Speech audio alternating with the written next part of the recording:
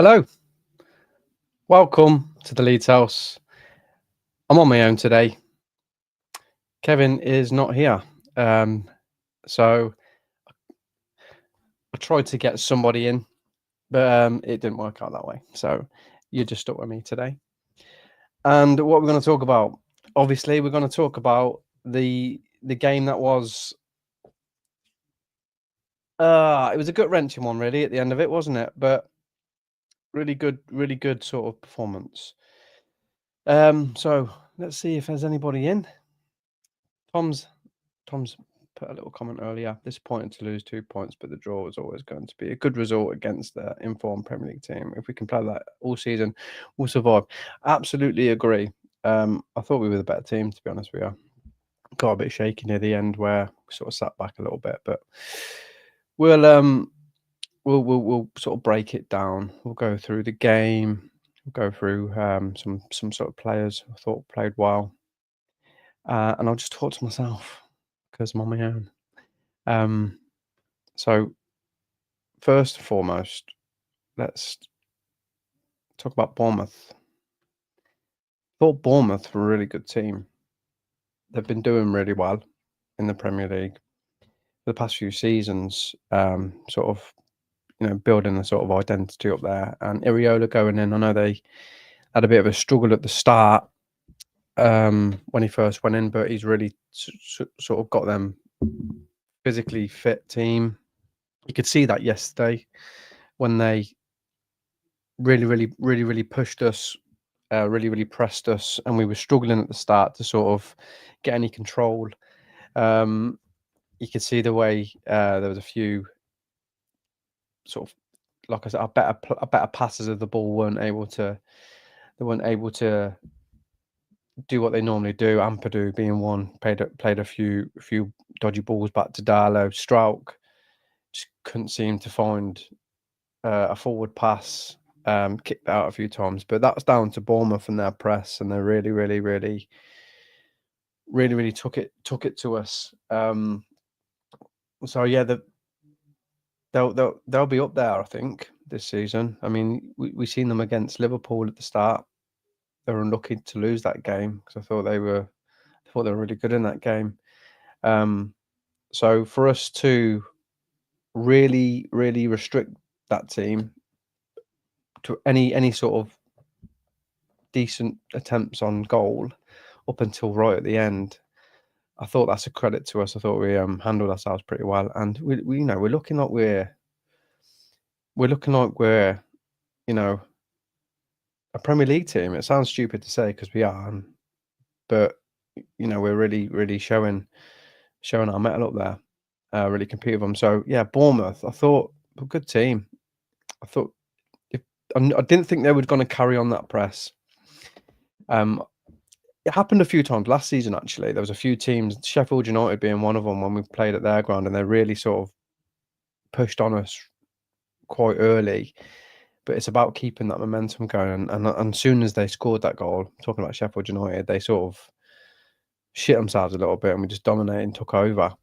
And when teams did that to us, we couldn't handle it for a little bit. But in this league, it's going to be a lot different because they're going to be a lot fitter. They're going to be able to do it for a lot longer time. And any chances, and we've seen already this season, i.e. the Wolves game, any chances that's presented, they're taken. So we really have to be on it. But Bournemouth, good team, but I thought we were better. Than them. Yeah, we drew the game. So yeah, anyone's watching, please comment, ask me some questions, get involved, because as I say, I'm on my own and I need someone to talk to. I'm not just talking to myself for ages. Even though I did a video, a match day video, where I did talk to myself, but I was watching the game. Oh my god, I don't envy editors, man. Jesus, that was a long-winded process. Yeah, so get involved, please. Anybody there? And if you're not watching live and you are watching a recording, please get some comments in. We like to speak to you guys. So we'll move on to we'll go through the goals. Actually, I think go through the goals and talk about that. So the first goal was Semenyo, wasn't it? Semenyo on the 26th minute. Now, was it a harsh free kick? In today's age, it's probably not. You can't really do that. But when you watch it and you see the slightest little, it's not even a shove. It's not even it's just barely touched him. And he's gone down like a sack of shit. Now, as soon as that free kick happened, I thought this is going to be a dangerous one. And when I seen him lie a blade of grass down under the wall as the draft excluder, as it kept being called yesterday, which was winding me up. They said it about 3,000 times on that game yesterday. Aronson was the was the one to block the ball. God bless him, but it's not the man to do it, is he? And I mean, was he positioned in the right place? You can look at Darlow and say that, because I still think he probably should have saved it, but he's hit it with venom, hasn't he? Wolves jumped over it. Aronson's invisible, and Darlow's pulled a Darlow. Thought he should have saved it still, but it was, it is what it is. You're 1-0 down.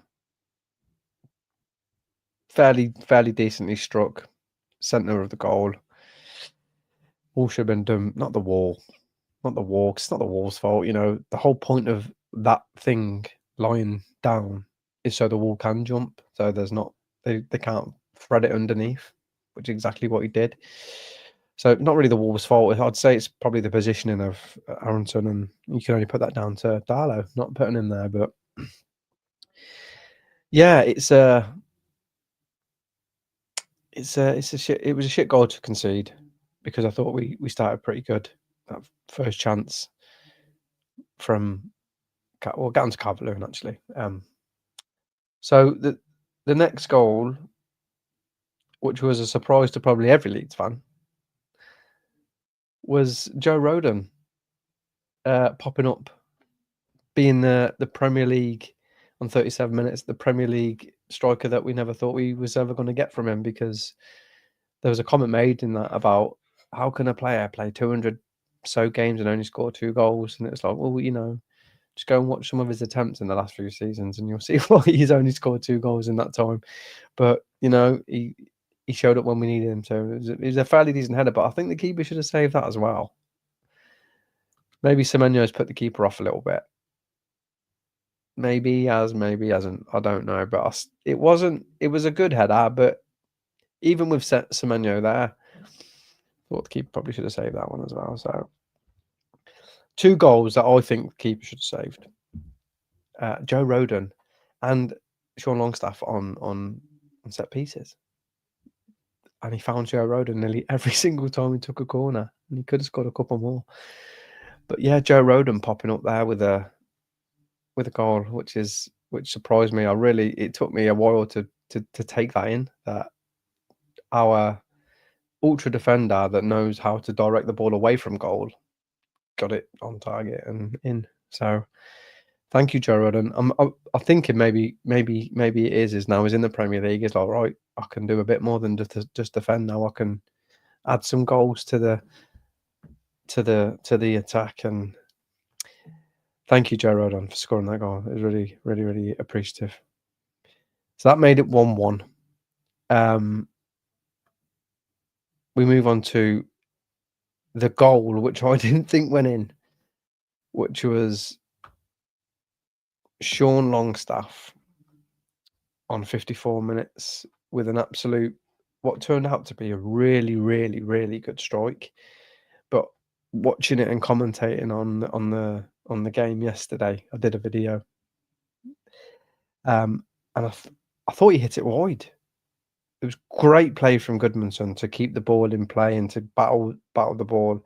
The ball sort of flicked out to Okafor, who's had a shot. gets blocked. It goes out to Aronson, has a shot, gets blocked, goes to Longstaff, and he just side of his right foot. Peach, keeper, no chance. I genuinely, when I seen it, I went, oh, and then it come out the goal. I was like, oh, we bloody score! Great goal.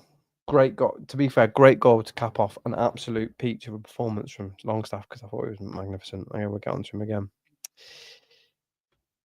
Hello, Lord Peacock. Thank you for joining me. Thanking you for speaking, because I need somebody here. Kev's not here today. I don't know if you've noticed that. So get some more comments in, get some more questions in. Tell me what you think of the goals. We're just on Longstaff at the moment. Very, very good goal from Longstaff. Absolute peach of a goal. And then the killer goal right at the end.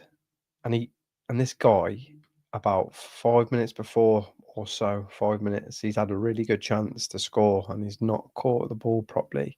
And if you look back, he probably would have been better just playing it inside, because I think it was Evanilson was on his own in the box. He could have passed it, and that would have set up a really tense finish. But it's just switched off, haven't we? Right at the end again. The sub, I don't know if the sub it's not influenced it. It can't have influenced it. You brought Calvert-Lewin off and brought Metcher on. Ao Tanaka, you don't expect to sort of give that ball away. He's give the free kick away, and we've just lost the first header. And then it's not being marked. He's not being marked at all. And he's just easily, it's a good finish, side-footed it in. Yeah, real big kick in the balls right at the end there from Al Krupe. Lord Peacock says, I'm not religious, but I was praying for offside. Proves. You know what? I was hoping the same thing. You get this now because you've got VAR, and you've got the centimeters, the millimeters that you can be offside now, and everyone's hoping like, oh, maybe his toes offside. But no, it wasn't to be. He was just on his own, which is very, very what I was saying earlier about you give teams chances. I know he missed one earlier, so it's sort of going against what I said, but you give a chance in this league, and more often than not, you're going to get punished. So we have to be on it, or at least get a couple of goals ahead, like we did against Wolves. But yeah, so it's a sucker punch, big sucker punch, right at the end to make that 2-2, because I don't think they deserved it. I thought we deserved to win, because I always think we deserve to win. Even Arsenal, I think we deserved to win that one as well. If they didn't turn up, it was just us playing on the pitch. Yeah. Shit one there. Shit one. So that made it 2-2. We'll talk about, I say we, I'm on my own, so I can do what I want. I can stare at that wall for 10 minutes if I really want to. I won't though. I won't. I'll just keep trying to talk. Trying to. Talk about some players, because I thought some players had some really good games. First off, we'll talk about this chap. Bogle. I thought he was phenomenal. I thought at the start, I think we were all a little bit defensively, we were all a bit shaky at the start. We were all a little bit panicky, and I think that's down credit to Bournemouth and their pressing. But it took him a little bit of time, like a few other players. But once he got into the game, I think there's a couple of tackles that he did in the fullback area. He flew into a couple of tackles, and after that, he just seemed to really, really take his game, take his game to the next level. I thought he was really good, and he's got better and better, Bogle. And we was all worried about him not playing as well after breaking his foot against Wolves. But absolute, yeah, what a boy he was. Considering he was supposed to be terrible in the Premier League, according to Sheffield United, who are doing amazing, by the way. Considering they thought he was terrible in the Premier League, he's sort of yeah, he's just slotted right in then, hasn't he? And I think in fullback area, really, really strong because my man Goodmanson, Jesus Christ, that guy is some player. He is some player. I'll probably speak about him every single week because he just never disappoints me. Forward play, defensively, he wears lipstick. I don't think he does. He looked like he did though. He is some player. What a boy! Again, what a boy he was. How I still can't understand how someone's not picked him up. Some I'm not saying bigger team because no one's bigger than Leeds, but you know, a more you know, Champions League, European. I know I think Lille was in the Europa League or whatnot, but maybe even a better league like German La Liga, even another Premier League team's not seen him before because he's so good. I can't get over how good he was. He's been amazing, and even in the game against Fulham where he scored that beautiful header for Fulham, he was good in that game as well. Absolute fullbacks. We're top. If we can keep these guys running up and down the wing and defending the way they're defending, yeah, really, really happy. Really, really happy. Yes, War Piglet. Do what he says. Smash a like and subscribe. I'd appreciate it. And so would Kev, even though he's not here. But yeah, Goodmanson.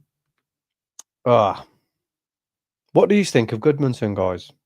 What do you think of him? Really, what do you think of him? I want to know. I want you to tell me because I can't get enough of reading about how good he is from other Leeds fans.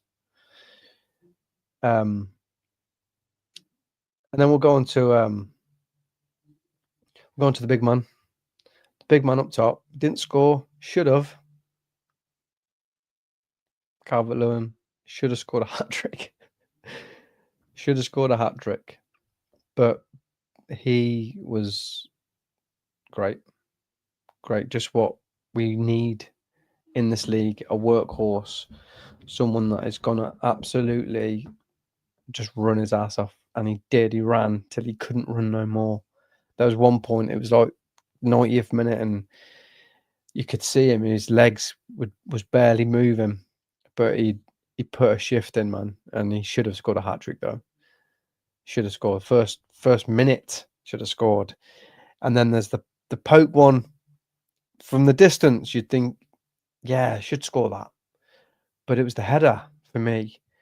The amount of time he had, he could have brought that down. He could have brought the header down, but he's just weakly headed it to the goalkeeper. And on some of his little overhead, and he had so much time to bring it down. He could have sat down, made a cup of tea, he had that much time. But man, he put a shift in. The guy put a shift in, and I'm chuffed to bits for him because he was pretty much written off, pretty much like all our forward line, written off at the start of the season, a lot by our own fans as well, saying that we weren't going to do much. But I think fans are starting to see now why we took him on, because it's been great. It's been great. Maybe his, prolific scoring rate isn't desirable as we'd like it to be, but boy, man, no defenders like playing against a player like Calvert-Lewin. No defenders like that shit. I wouldn't like that shit because I'm 5'7" and he'll just step over me. But he's been great. He's been great. The way he bullies defenders, he holds the ball up well, he wins headers. He can play a little bit as well. He's not terrible on the floor. Brings players in. But yeah, really, really, really good performance from him. A little questionable, honourable. I mean honourable. Little honourable mention for Okafor, because I think he's slowly, with each game, getting a little bit more involved. I say involved, but things are coming off a bit more for him now. The run he did when Stacks absolutely sent that guy for a donut, the little flick over, and he's played it to Okafor, and he's just gone into the box. I thought this, oh, yeah, if he can keep progressing the way he's progressing, I think we'll have some player on our hands here. He's a good player, strong as well, good feet, good feet. And I'm gonna mention everyone's favourite Leeds player, Brandon Aronson, because again, I think you know, you sort of know what you're going to get with Aronson, but unfortunately, it's just not for everyone. It's not everyone's cup of tea. Nobody likes work rate anymore. No, that's not enough for anyone anymore. Nobody wants people running their asses off and getting back and tackling. Everyone just wants Rafinha. So I hope, because of the amount of the amount of fans that hate him and don't want him to play, I hope he plays every league game this season just to wind everyone up. Yeah, I said it. I just think he gets too much. I just think he gets so much shit.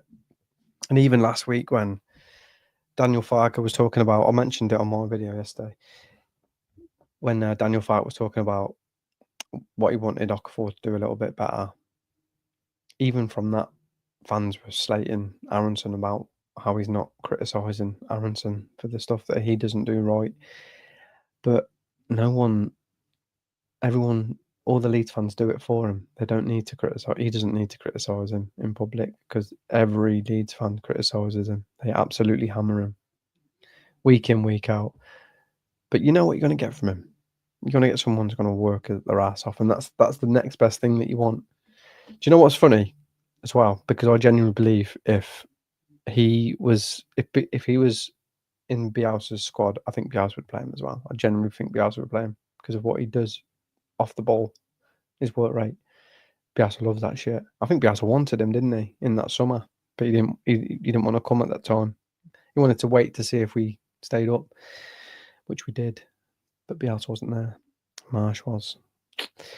But yeah, little mention there.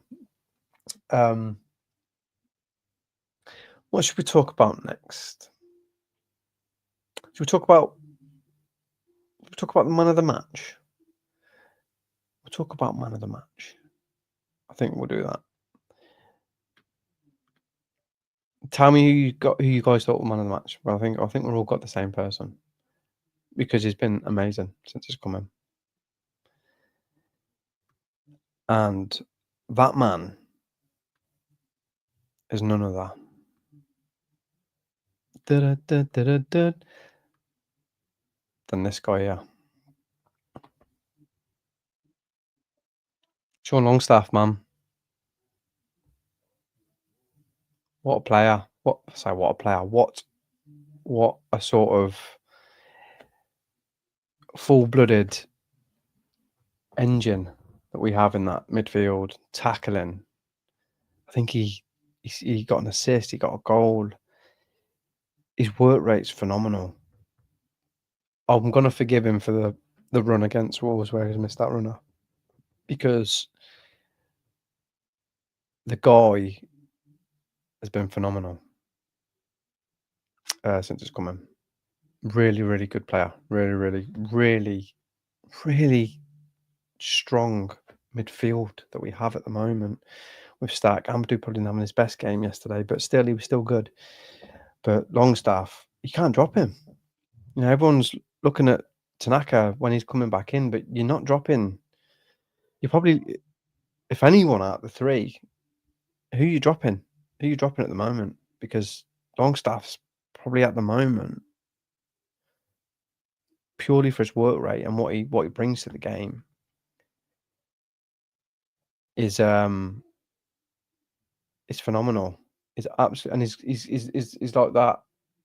You see when when we scored the goal and he got everyone over and he's like, come on, you need that, you want that, and he plays He leaves everything out on the pitch. Absolutely class. Yes, War Piglet. Yeah, Joe Roden as well. I've always liked Joe Roden. There's not many times where I've thought he's been poor for us. Getting his goal as well. Yeah, I always liked. He's probably my favourite player for Leeds, Joe Roden, because he's just full blooded, any.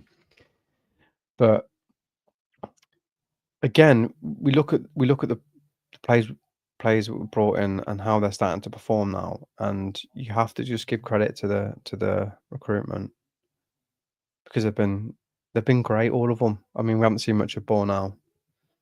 It's not even on the bench. Poor bloke. But what can you do? What can you do when defensively, bar the Arsenal game, we've not given much away in terms of good chances. Really, really strong. So yeah, recruitment's been amazing, absolutely amazing. I've got a few little things I've got from the game. So this is the momentum chart. You can see where it's evenish, but judging on just by watching it, I think when you look at the chances, I think we dominated. We definitely dominated on chances because we should have scored more than what we did. Calvert-Lewin. And this shows it here. So yes, Bournemouth did have a lot of possession. They did. A lot of that was probably near the end of the game as well. But if you can see, XG 1.7 to 0.96, had 19 shots. I think Bournemouth, if I'm hearing rightly, let me just change my position. If I'm hearing rightly, they've only faced 21 shots before this game. I think that's right. I think that's what I heard. It could be bullshit, that, but if that's right, and we've had 19 against them for a newly promoted team who's going to get relegated, who's going to struggle, that's good, man. Eight on target. I can't even remember them having 12 shots. I mean, there are a few from outside the area that went nowhere, but look at that. That's good. That's good, guys. It's good. We're doing well. Just disappeared, but I'm back again. There I am. Brings me on to the league table. It's going to be a short one, guys, because I'm on my own. So I'm just talking and talking and talking, and I'm flying through this like no man's land. And there's not a lot of people watching, so I was hoping there'd be a few more so they could help me and talk to me a little bit. But let's have a look at the table now, see where that leads us. It's not obviously taking into account today's games, I don't think, or maybe not one of them at least. Anyway, yeah, the West Ham and Everton game's not been played yet. Oh no, sorry, the Arsenal game hadn't played as well when I copied this. So it's not bad. 11th. If you're thinking about the 4 points that we've dropped, that puts us joint second. And I know they don't really count in terms of, but that's good, man. Sunderland won again. The shits. Wolves picking up a point against Tottenham, but you can't complain about that. If we average in this and we finish where we're at this at the end of the season, I think we'll all be happy about that. I'm predicting 8th, so I'm heading for where Arsenal are. That's where I've predicted us to finish. But we touch up on this, letting these goals in at the end and Calvert-Lewin putting some of these chances away that he's having. 8th isn't a bad shout, guys. It's not. It's not. And I think you can see pundits and even our own fans now starting to see it's not all doom and gloom. And the guy has took a lot of shit, and a lot of people wanted him sacked straight after we got promoted, which is mental to me. I always thought that we could translate into this league. I always believed that our recruitment was going to get us the players that we needed to compete in this league. But people are starting to come around a little bit now with Daniel Farke and saying, okay, he's been he's been a bit more pragmatic. He's changed the way our system. It's brought in the right players. We've always been defensively solid. We've just had crazy keepers in. Keeper. We've had a crazy keeper. So our sort of defensive record would have matched Burnley's last season if we'd have just had somebody that could catch the ball. So our defensive abilities has always been there, and it's now showing because we're restricting teams in the Premiership to very, very few clear-cut chances. Same as Cheatski, 2 points behind Sitter. Daniel is doing a good. He is, mate. I absolutely agree, and I backed him. I've always backed him. Calling for his head at the start of the season was mental to me. Absolutely mental. 8th place isn't a bad shout. It's not. There are worse teams than Bournemouth in this league. And I think we'll beat them all. I think we're going to win next week as well. I actually genuinely believe we're going to win next week against Tottenham. They couldn't even beat Wolves and we beat them. You know the old saying? It's not a saying, is it really? Like, they beat them, we beat them, they drew them, so that means we're going to beat them. That's how it works. Obviously, that's how it works, ain't it? No, but I genuinely think we're going to beat them next week. We're going to do Spurs next week. Yeah, Daniel Farke, he's proven a few people wrong, and I'm happy about it. I'm really, really happy about that. I mean, Jack Harrison as well. I forgot to mention Jack Harrison. I read a report today. It's like a story. It's one of them shit stories off News Now that, oh, Jack Harrison's not come on and had a terrible game. I thought he did all right. He had that rasping shot.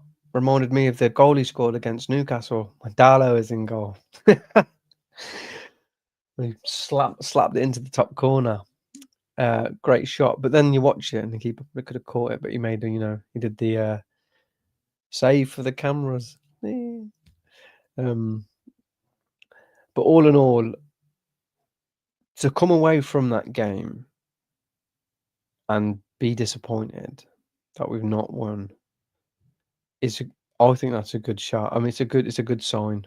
It's a good sign because I still think we're 6 games into a season with a lot of new players, with a new sort of way of playing as well, against much better opposition. So I still think there's a little bit more to come from us. I do, and season upon season since Daniel Farke's been in, our attack has always sort of progressed as the season's gone on a little bit. He's got the fundamentals and the basics down at the start with the defense, like let's be tight, and then we sort of progress as the season goes on. And there's no saying that won't happen again in this league. And there's more than enough teams that we can compete and beat. Even some of the, I hate calling them the big 6. It's such a shit thing to say. Even like the more richer, the more richer teams, we can cause problems too. Because we're hard to get chances against.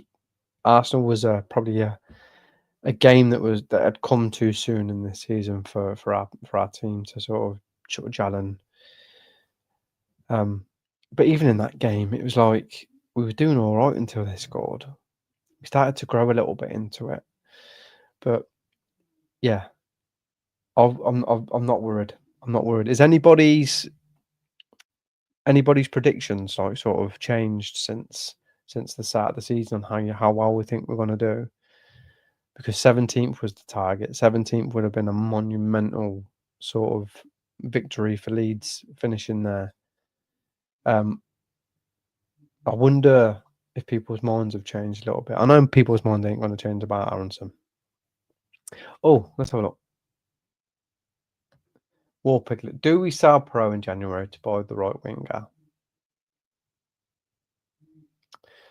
I don't think we can get rid of another forward without replacing him with a forward, because I think we need another winger anyway, or we need another attacking player anyway. That's with Perot.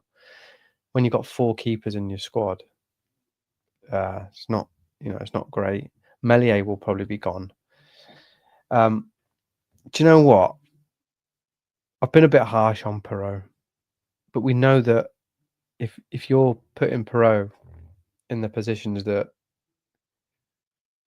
Calvert-Lewin was getting into yesterday, he probably bags a hat trick, because we know that he can finish. We know that he's got the ability to finish. Maybe, you know what? I think, I don't know. If he's not playing, there's the option there to do that. But he might get his chance. He might get a. I think it was a confidence thing as well. Coming into it, you get 2 players that are not injury prone, but they've struggled with injuries, almost written off. All of the fans sort of being very sort of negative in the forward area. It's that pressure going into the Premiership. I'll say Premiership, Premier League. Maybe it's got to him a little bit. He did look massively out of place. But he did at the start of last season as well. We just need to, if you remember rightly, Joseph was the starting man when he first, at the start of last season. And maybe it's just a case of Perot getting up to speed. But he needs to get up to speed if he's going to have any part of playing in this league. But possibly, mate, possibly selling him. But I don't think they'll get rid of him without getting another forward in, because that means we just have Mecha and Calvert-Lewin, who, yes, Calvin-Lewin's performing very, very well. Mecha's done okay in the little brief times where he's got adequate time to play. But you can't go for the rest of the season with just them 2. You can't. I mean, you could get someone in and then they never get injured, and that's great, but you can't bank on that.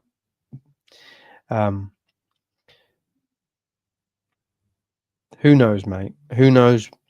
Who knows? But he can finish. He can finish. So maybe just we'll see. We'll see. But he might not even get a game. So he might go out on loan. But I don't think we let him go without getting someone in. Not another forward anyway. Oh, I don't know what else to talk about now. I mean, I've really flown through that. Oh, Easy B. Easy B thinks Perot will be our leading scorer by the end of the season. The other strikers we have are not prolific. That's what I mean. You're sort of saying what I said, mate. I think being in the positions that Calvert-Lewin gets into, Perot probably scores 2, at least 2, maybe even 3 of the chances. But it's then, does Perot even get in them positions? Me and Kev had this conversation about, does he get to them places where Calvert-Lewin is? But I do agree. I think he might just need a goal, maybe a bit of playtime, because I don't think he's getting on. He's behind Mecha at the moment on the bench as well. Confidence thing. It's confidence in it. But maybe if we get into a more of a sturdier position, we'll say, when there's a bit of a gap, bit more of a gap between us and sort of the relegation area, you can start bringing players in like Perot, where it's not as, I mean, every game is important. I'm not saying it's not, and I'm not trying to be silly here. I know it's the Premier League, and any team can hurt you. Any team can beat you with a chance. But I'm saying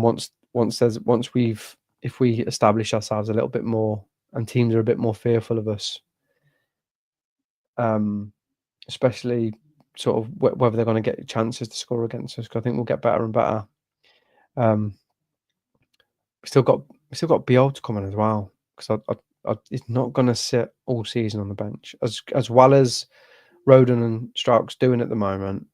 I mean, Strauch yesterday, I was worried about him yesterday at the start of the game. So he will come in at some point. Biol will. He will definitely come in.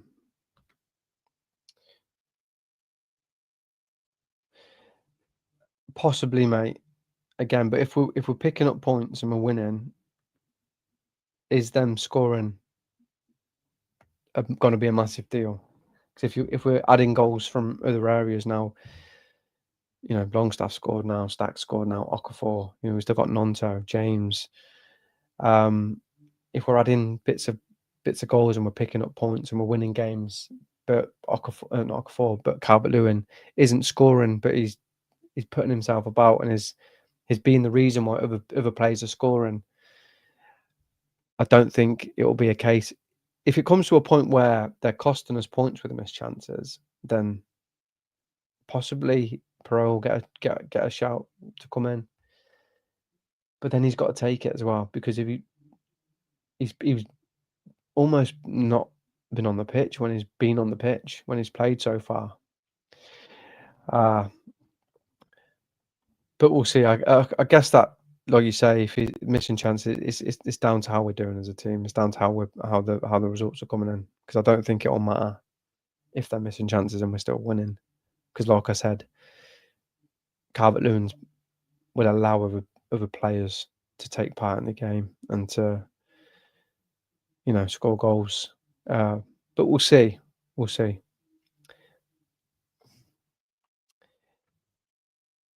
You're not a Fark fan, but even with him as manager, I think we'll finish mid-table. Yeah, I mean, again, it's like you're probably one of these guys that thought it would be a real struggle for us with Fark as manager. Like there's as I said earlier, there's a lot of people sort of coming around to it and going, actually, maybe he has got a bit of an idea, because we haven't looked out of place. He's got his way of playing down pretty good. We're a lot more, we've gone a bit more defensively structured in terms of playing the 3 and the 3 as opposed to the 2, 3 and the 1. So he's changed while still keeping the same sort of principles with the fullbacks getting forward, and boy, do they get forward, especially Goodmanson. But I'm all for Fark. I can't ever knock a manager that's percentage-wise has done the best for us. It's done the best for us until he's not, until the games, till we start losing games. I think I'm just going to back him, because I've got no reason not to. But yeah, you're not a Fark fan, but even you're saying now he's getting results, isn't he? But then it's like some guys will be like, "Oh, it's the players that we've got. It's not the manager." But then if we're losing, it's like, it's the manager's fault, not the player. You can pick and choose who you want to blame, can't you? Really.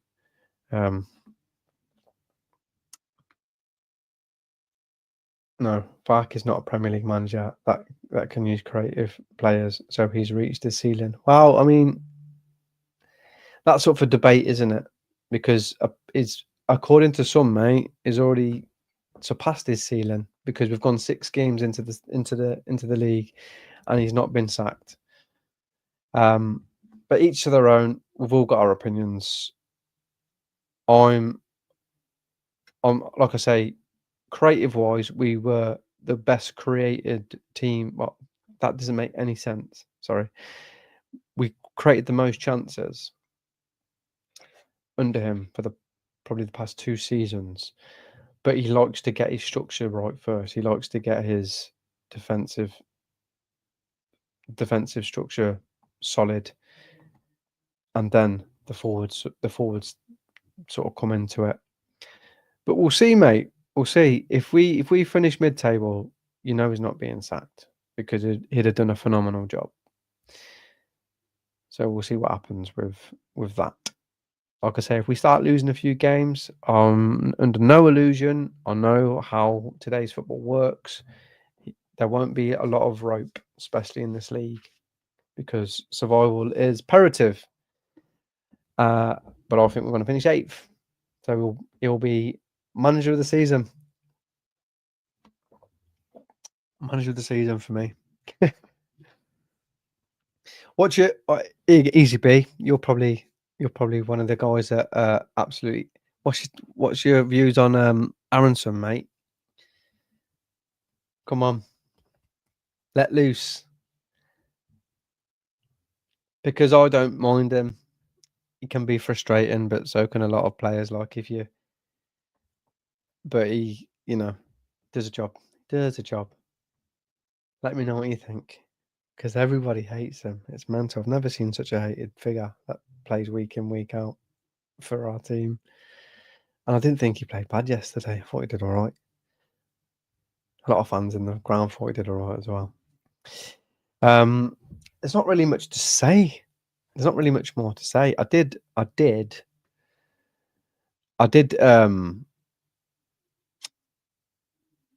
get the team up, but I didn't use it earlier. But I'll just do it now. Look, that was the team for yesterday. Kept the same team, and we know that Fat likes to do that. Doesn't like to change something that isn't broken.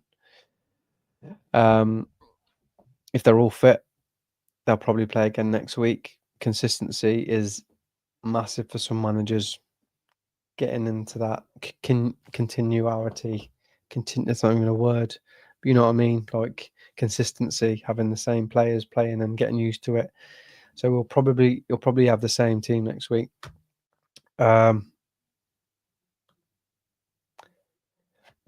I think yes, thank you. It's nice to have a little bit of positive feedback from our American boy, even though he's a shit draft excluder, as he was called yesterday. I mean, who you put in? I mean, as much as I don't mind Aronson, if you want somebody to block a ball, you're not going to put the thinnest player down, are you? No, you're not. It was mental that they put him there. He's almost invisible. DJ as well, yeah. Daniel James, he's not been on it, has he? He's not been on it this season. Carrying a bit of an injury, possibly. But it's good it's getting him back, and his pace is frightening in this league. Even if he isn't technically amazing, when you got to play with speed, it's always a good outlet. But yeah, Aronson is. I've never minded him, to be honest with you. Even when he went out on loan, I didn't like him when he went out on loan. But the fact that he come back while we were still in the Championship, I sort of thought fair enough. Probably because no one else wanted him, but he did come back, and he, you know. But yeah, I mean, there's not much more to say about this game other than we're competing. We look like we belong. We've looked, bar one game, we've probably looked better in big spells of each game, which is a testament, considering, as I said, that we're still sort of molding. There's still, a lot to learn about from new players about the system and playing with each other. So far, it's been good. The one thing that will be tested is, because there's one thing about the Premier League that I know, is that the best managers manage there, and the best managers quickly become aware of how teams play, and they quickly come up with solutions to combat certain teams and how they play. So it's when that starts happening, and how we adapt to that, and or even if that can happen, even if managers can do it, because the way we play is very, very.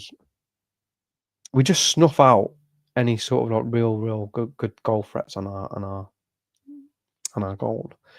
But even when we slightly mess up and we give teams chances, we will be punished. We have a very capable squad. We're not relying on kids, and the players won't fall apart.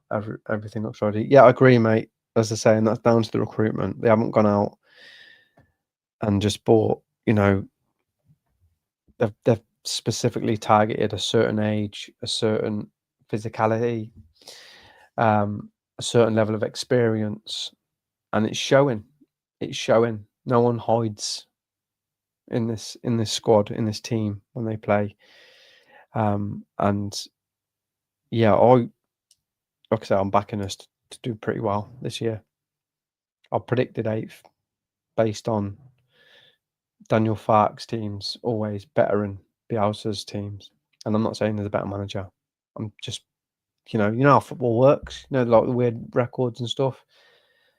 He's always bettered him every season, and Bielsa finished 9th. So we're gonna finish 8th. Yes, mate. Again, and you know, even in the summer, even with the way the window ended, the 49ers were called into question about some mental. Some people calling them chances at the start of the season when we didn't get the attacking plays in that we wanted. I'm just like, are you fucking for real, man? How, you know, they're just in it for the money. What money? They've probably lost more money than they've earned from being from, you know, investing into Leeds. They absolutely 100% behind them as well, mate. And I think we're only going up. You know, when you're a business like that, you don't do things to earn a quick buck. It's a project. There's a plan in place.